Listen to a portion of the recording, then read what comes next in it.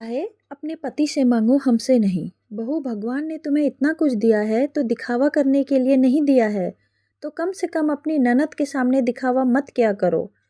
कम से कम मेरी बच्ची का दिल तो नहीं जलेगा। सुधा जी अपनी बहू काव्या को डांटते हुए बोली। मम्मी जी, मैं कहाँ दिखावा कर रही हूँ। घर में प्रोग्राम है तो क्या ढंग से तैयार भी ना हूँ। ऐसे ही उठकर आ जाओ ताकि बाद में आप लोग मुझे सुनाएं कि हमारी इज्जत को मटिया मेल कर रही है। काव्या ने जवाब दिया। तुझे पहनना है तो शौक से पहन, पर अपनी ननद को दिखाने की ज़रूरत क्या है। फिर ये सोने का हार है या नकली हार है, या इसकी कीमत क्या है, यह बताने की क्या ज़रूरत है। सुधा जी डांटती हुई बोली। मम्मी जी, मैं खुद तो दीदी के पास गई नहीं थी यह बताने के लिए कि मैंने असली हार पहना है या नकली हार पहना है, या उसकी कीमत क्या है। दीदी खुद मेरे पास आकर पूछती हैं और फिर आपको आकर के पता नहीं क्या क्या बोल जाती हैं। आखिर कब तक बर्दाश्त करूं मैं। हर प्रोग्राम में यही होता है। काव्या ने भी जवाब दिया। जब हर प्रोग्राम में यही सब होता है तो क्यों बोलती है उससे। अपनी ज़ुबान को बंद रखा कर। खुद का भी मूड खराब करती है और मेरा भी मूड खराब कर देती है। सुधा जी ने कहा। आखिर दोनों सास बहू का मूड खराब हो चुका था। काव्या चुपचाप अपने कामों में जाकर लग गई। वहीं सुधा जी रिश्तेदारों में जाकर बैठ गई, लेकिन अभी भी दोनों का मूड खराब था। आखिर अक्सर यही तो होता था। सुधा जी के 3 बच्चे थे, 2 बेटे और 1 बेटी।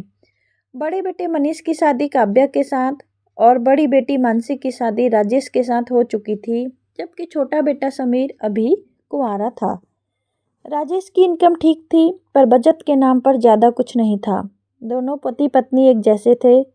बाहर घूमना फिरना, ब्रांडेड कपड़े खरीदना, फालतू चीज़ों में पैसे खर्च करना उनकी आदत थी।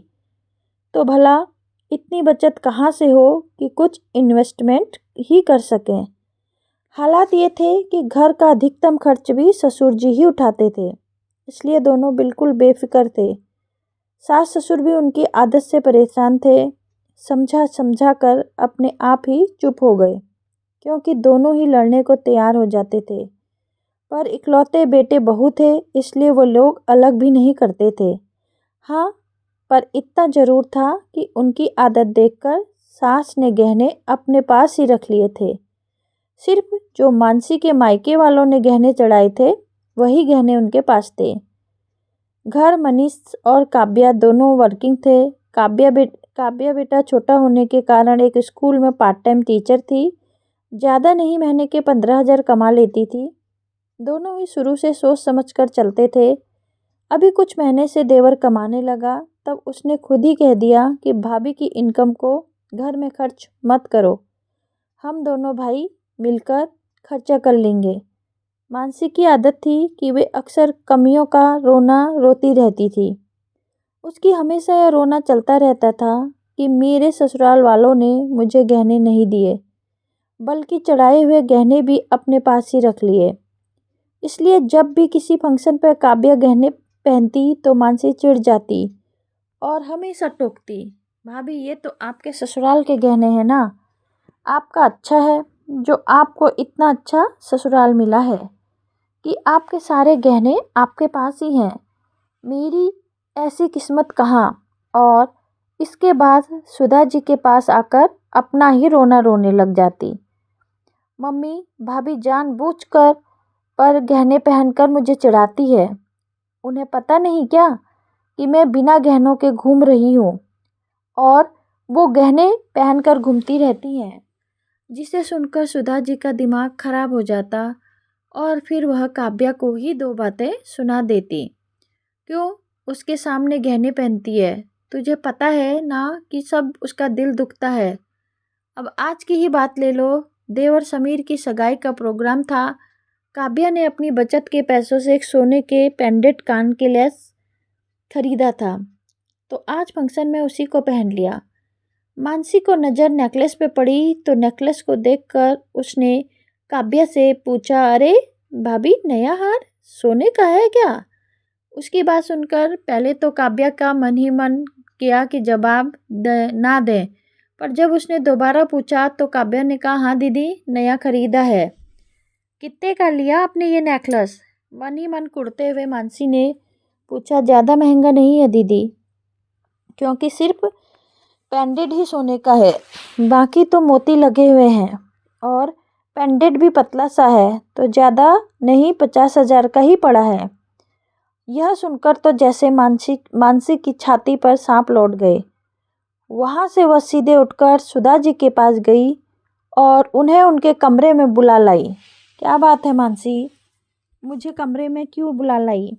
सुधा जी के पूछते ही मानसी ने तुनकते हुए कहा, मम्मी, यह गलत बात नहीं है क्या? भाभी के पास तो सारे गहने रखे हैं, फिर भी भाभी के लिए नेकलेस खरीद कर लाए हो, और मेरे पास तो गहने के नाम पर सिर्फ जो आपने चढ़ाए थे वो ही गहने हैं। मुझे देने में तो बड़ा रोना आता है आपको। सही है, जब बेटी विदा हो जाती है ना तो कोई हक नहीं रखती। भाभी के लिए तो हार आ रहे हैं और बेटी को देने के लिए कुछ भी नहीं है। उसकी बात सुनकर सुधा जी ने कहा, बेटा, वो हार हमने नहीं खरीदा है, वो काव्या ने खरीदा है, वो भी अपनी कमाई से। आपको पता है कि वो हार अपनी कमाई से खरीदा है कि भैया ने खरीद कर दिया है? सिर्फ कहने भर की बातें होती हैं मुझे टरकाने के लिए। जब भाभी की कमाई का बहाना कर दोगे। कहकर आंखों में आंसू लेकर मानसी कमरे से बाहर गई। ये देखकर सुधा जी का दिमाग ज़्यादा खराब हो गया और उन्होंने काव्या को बुलाकर 2 बातें सुना दी। जब ये बात मानसी के भाइयों को पता चली तो मेहमानों के जाने के बाद जब पूरा परिवार साथ बैठा तब मनीष ने कहा, मानसी, ये हर बार क्या तमाशा लगाती रहती हो? तेरे ससुराल में क्या कमी है जो तू यहाँ आकर घर का माहौल खराब करती है? क्यों नहीं बोलूँ मैं? बीवी को तो हार दिला रहे हो और बहन को देने के लिए कुछ भी नहीं है। पर यह हार तो काव्या ने अपनी कमाई से खरीदा है, मैंने तो उसे कुछ नहीं दिलाया है। फिर क्यों तमाशा कर रही हो?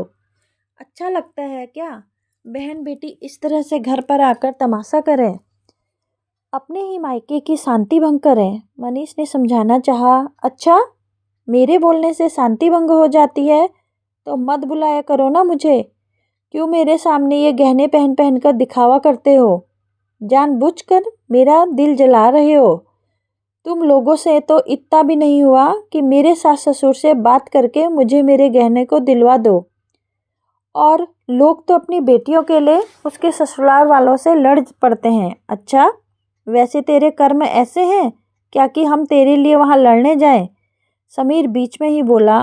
उसके बोलते ही मानसी गुस्से में उसकी तरफ देखने लगी, पर समीर ने अपना बोलना जारी रखा। इकलौती बहू होने के बावजूद भी अपने सास ससुर से तूने कभी बनाकर नहीं रखी और हमसे उम्मीद करती है कि हम वहाँ लड़ने जाएं? और क्या कह रही है? भाभी को हार दिलाया और तुझे नहीं दिलाया। तुझे जहाँ देना था वहाँ तुझे दे तो दिया। तेरी शादी में जैसे तैसे लोन लेके ही खर्च किया था हमने।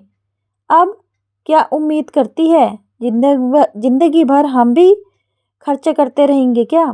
खुद कुछ नहीं करोगे तुम दोनों पति पत्नी?